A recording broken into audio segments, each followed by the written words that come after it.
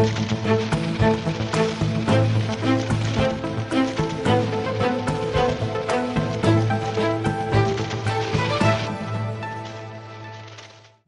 morning, everybody. Welcome. Welcome, India, the Netherlands, America. Welcome, family members all over the world.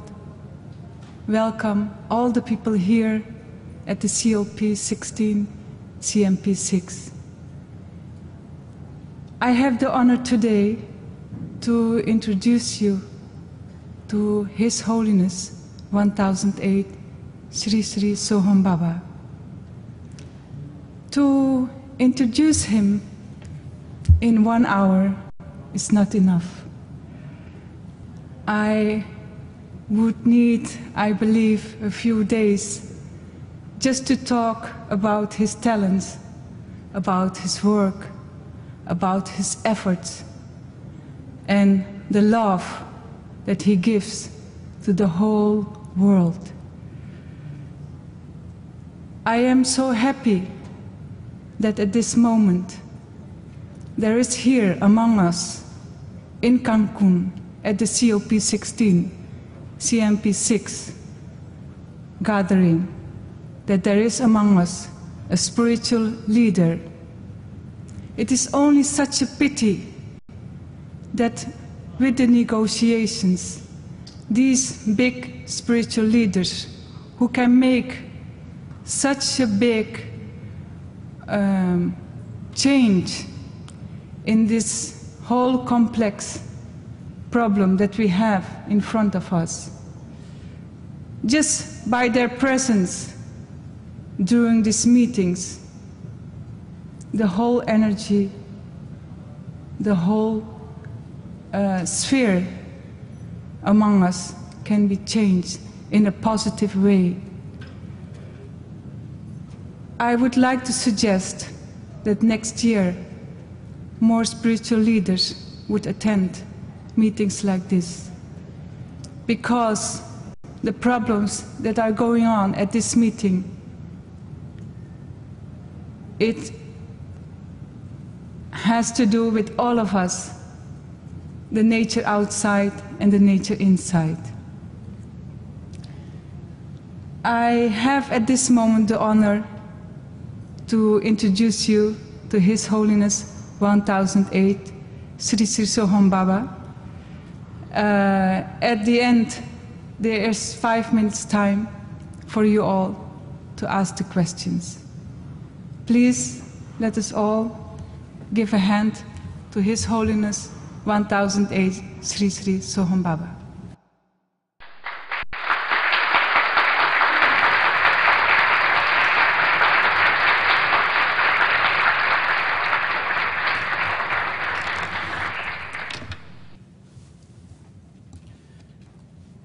Om Shanti, Om Shanti, Om Shanti.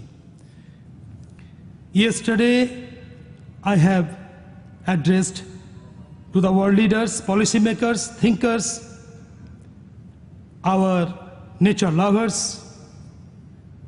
And today my session is dedicated to all of you, the citizen of India, the citizen of United States of America, Mexico, Netherlands, Germany, Guatemala, Zambia, especially where our headquarters are, and Japan, and especially the youth of the world. You know, this problem of climate change is quite old problem. If you see the history, early 5th century, the Hun Emperor, Attila the Hun, early 5th century story, from Mongolia. Early 13th century story, the Emperor of Mongolia, Genghis Khan. They faced the same problem of climate change. It's a long, long time ago, the story. Due to the dropping of the temperature in Mongolia, all the grasses, the green grasses, were damaged completely. And there was a devastating problem in the country in Mongolia. Those pastoral nomad people, their whole community was based upon the cattle. They found huge crisis. And to protect the community by feeding, by grazing the animals, the cattle. Imagine, even they invaded Europe. So the problem quite long time busy. But today's issue of the climate change is another issue altogether. Today's climate change is quite different than those days. For instance, in Mongolia, there was the climate change in the mother nature itself. She could recover it within a short time. But today's climate change problem is different. Why? Because this is the man-made. This is the man-made problem. And it's become chronic problem. The historical emission of the greenhouse gases created by all these mega industries, so-called modern civilization, and our unawareness, the lack of awareness, this is quite different. That is why we are afraid of rising temperature 1.5 degree to 2 degrees Celsius. At this summit, COP16, Cancun, on behalf of the spiritual communities of the world, I would like to draw your attention by sharing my opinion, and that is, more and more the spiritual leaders, the spiritual communities have to be involved in such burning issue. You know why? We, the spiritual leader in many countries, is not only Hinduism, also Buddhism, in Mohammedanism, in Sufism, in Baha'ism, in Christianism. When we as the leader, we as the preacher, we as the spiritual healer say something to the society, it has quite different impact than the political leaders or the bureaucrats. You can see in my own life, when I take a microphone and I tell to the people in India, let's go, today we plant 50,000 trees along the side of the river Ganges, and that happened within few hours, because we are able to help people to stop their addiction within few hours. We help many people. So you see the role of the spiritual leaders all over the world. Thousand years, the saints and sadhus living in the higher altitude, in the caves in the Himalayas like me, have showed the world communities love and respect for the mother nature.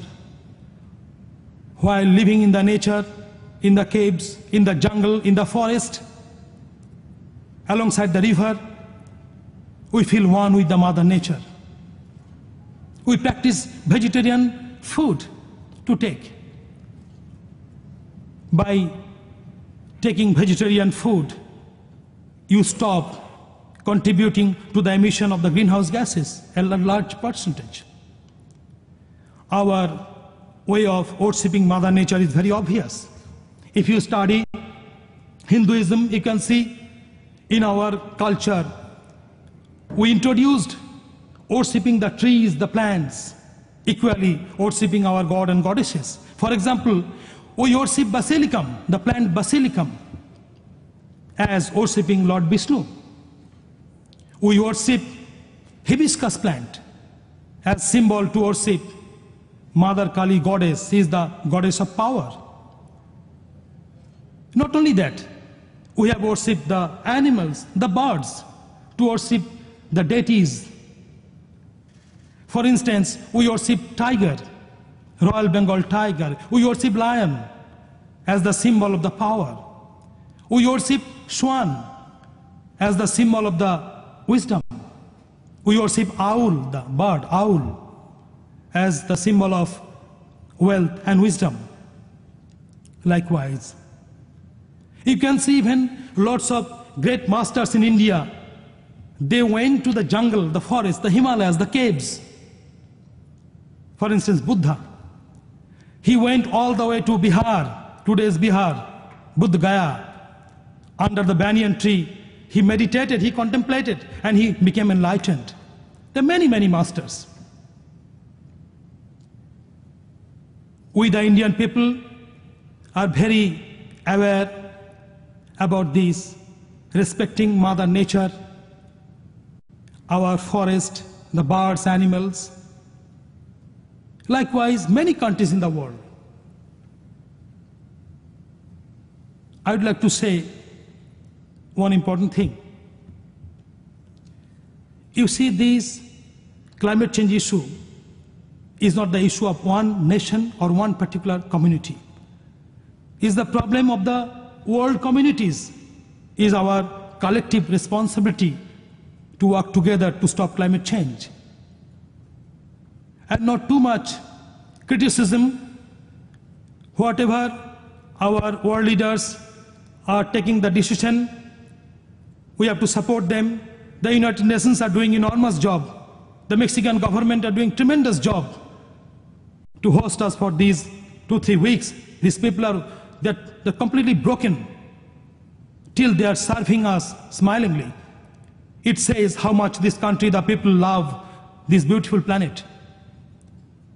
We have to support many, many thinkers, policymakers. Many of the world leaders, they are my direct disciple. Sometimes they come to me when they're in crisis and they ask me, Master, please bless me, I have a problem. I do not mention the name here. You see, there are many world leaders from the developed country. They want to fund to the developing countries financial support. But they also have problem, which you call as political risk. The political will has to be there, but sometimes they don't get that support. Because this whole green economy, the carbon marketing, this entire strategy based upon the result-based economy.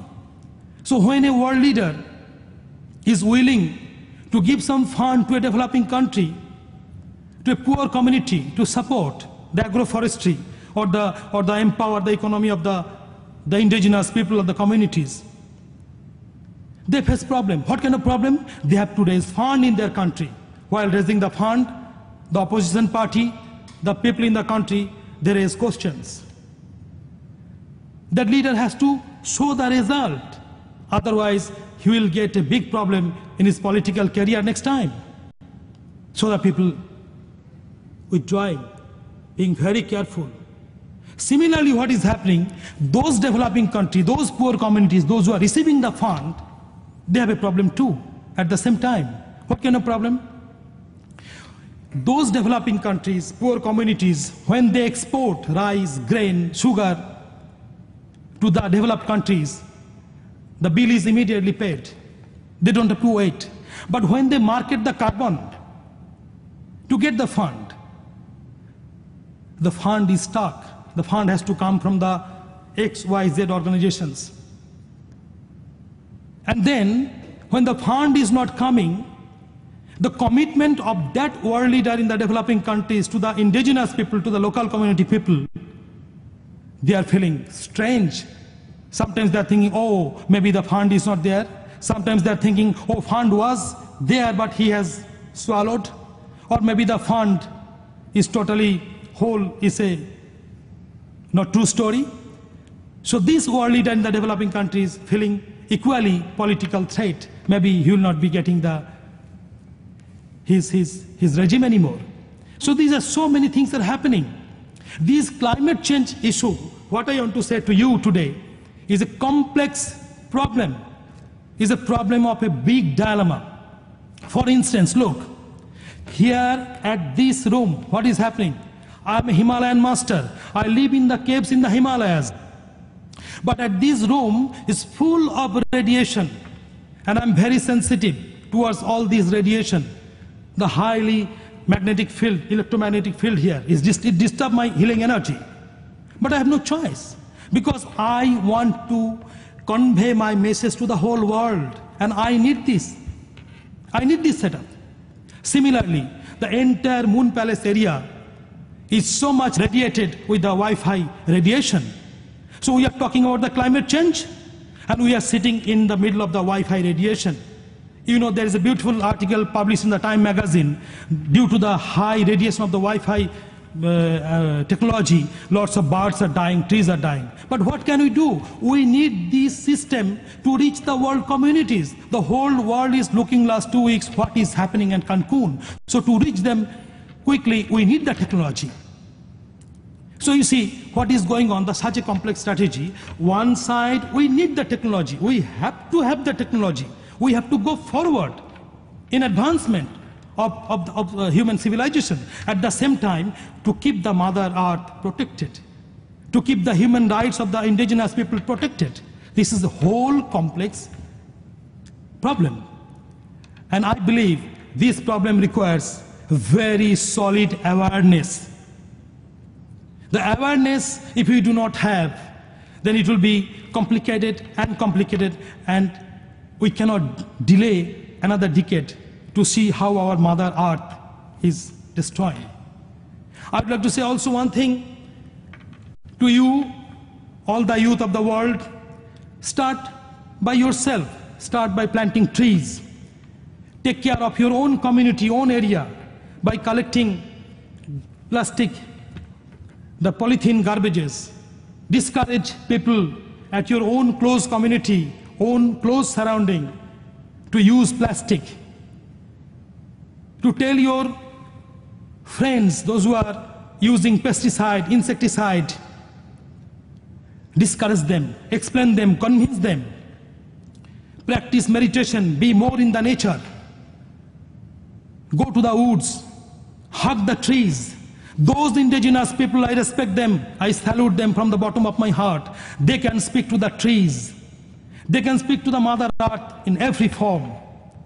Sometimes they look at the sun and they can tell you the exact time. They do not need the watch. I live in the indigenous communities. That is why sometimes indigenous people, they feel that you are the intruder while introducing many new policies and strategies. We have to think on them too. We have to respect them. So we need enormous guts, courage, love and respect towards our Mother Earth, and commitment. And we have to start with ourselves.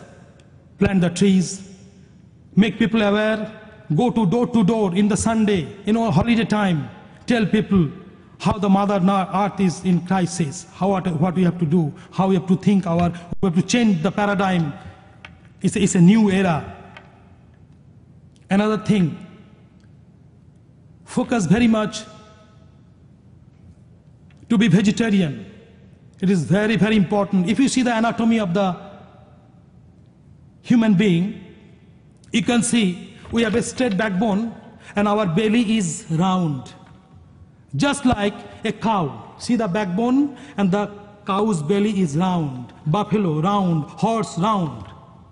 Because we are supposed to eat the vegetarian food. You know, as a doctor I'm telling you, we had a vestigial organ, vermiform appendix.